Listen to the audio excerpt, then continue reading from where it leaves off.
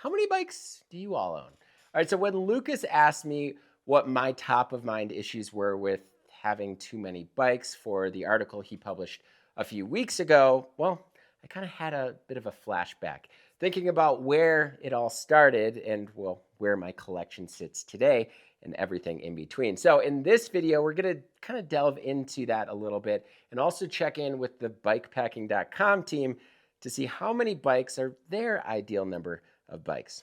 All right, let's do it.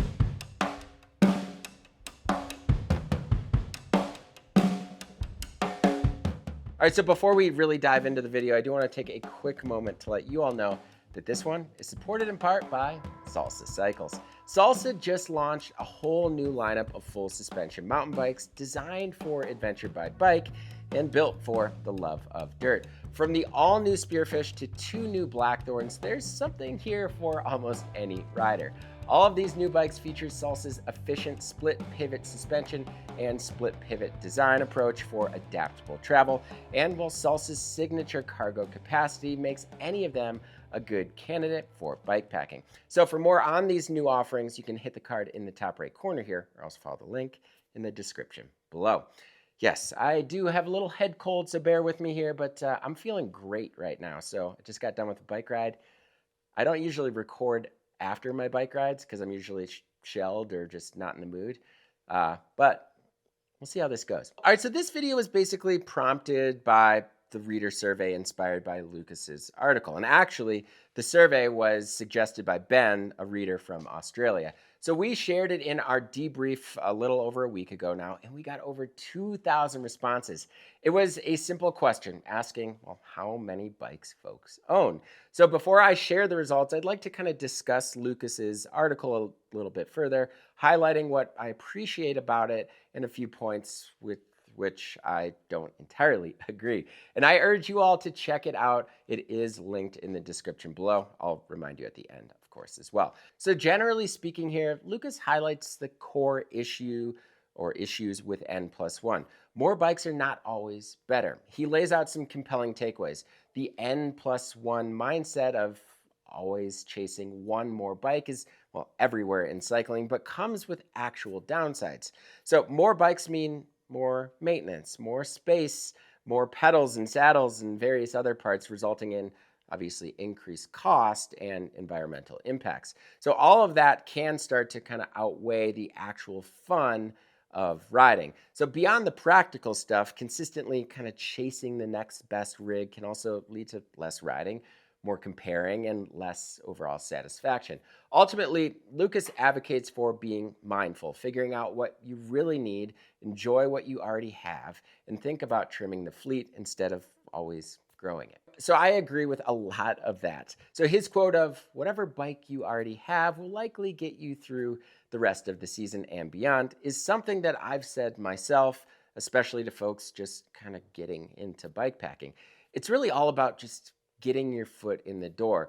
But I also know both personally and through friends that sometimes a bike can actually hold you back or not be the ideal tool for the job. And when you finally get the right one, it genuinely opens things up, be it speed, comfort, capability, or confidence. So that is a big part of why I love doing what I do here. I'm always looking forward to the next bike, the next feel, the next way to get from A to B. So my career is obviously a little different from most. So maybe those kind of upgrades feel less relatable, but I do wonder if I had never actually gotten that one bike at the right moment, would I actually be where I am today?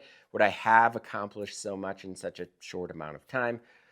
Things happen for a reason, right? So there's no sense in thinking of what ifs. So at the same time, I agree that it is frustrating to constantly swap pedals or saddles, keep sealant fresh, tune derailleurs, charge batteries, perform bath oil changes, or bleed brakes. I've got bikes over here that I've been trying to do that for, I don't know, a few months. The overall cost of everything too now is pretty absurd, considering the prices just a decade ago, right? So between the bikes my family owns, which with two little ones is only going to grow, it often feels very overwhelming. It is actually one of the reasons we downsized our stable over the past few years. So like I said, my situation is certainly unique. I obsess over bikes, but I usually test a bike for a month or two and then send it back. Because of that, I'm actually owning fewer bikes than ever. But if I were not in this line of work, I probably would own 5. All right, so first would be my daily driver. This would be my commuter bike, the bike I'd probably spend the most time on. School drop-offs, grocery runs, and town errands. This essentially is a car replacement, always with a burly trailer attached to it. So after that, my dream ride is still long days on single track. So a mid-travel trail bike or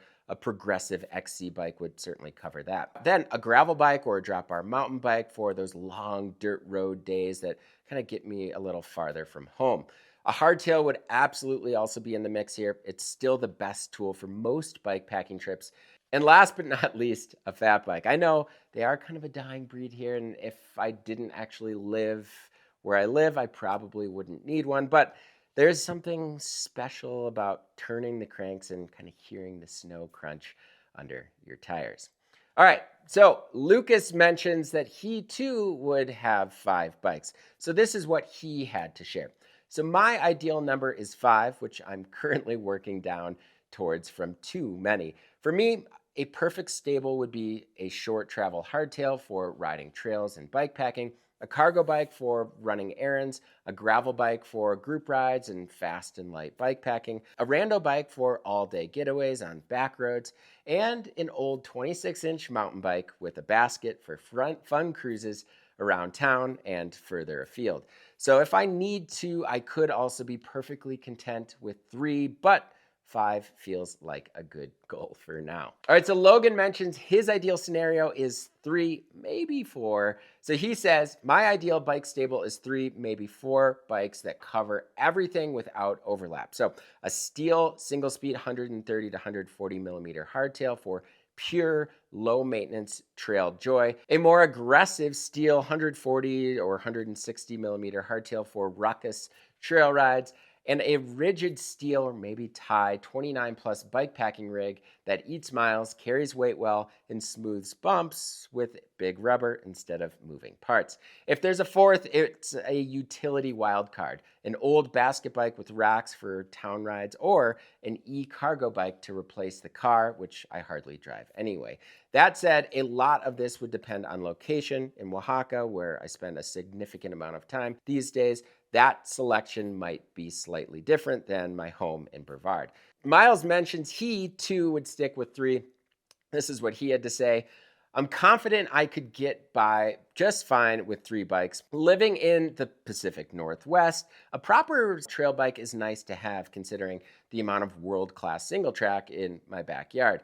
I moved here with no full suspension mountain bike, and I would never go back to riding steep enduro-style trails on a hardtail if I had a choice. For gravel and commuting, I can get by just fine with a rigid ATV. I generally don't care too much about speed, so I'll take the comfort of big tires and an upright riding position over a proper gravel bike or road bike. Lastly, a modern hardtail mountain bike would be my go-to choice for all bike packing and cross-country riding. Something with a long front end, clearance for 29 by 2.6 inch tires, and progressive geometry that can handle gnarly terrain is preferred.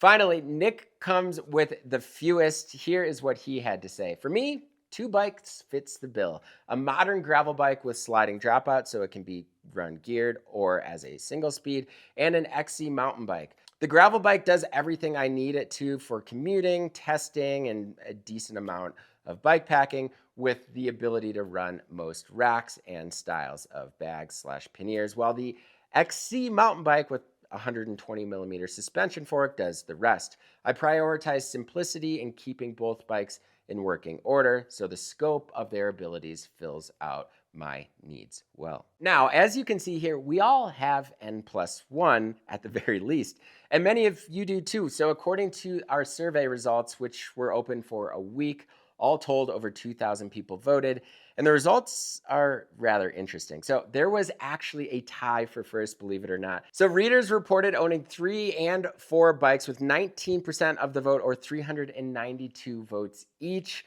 which is, it's just wild.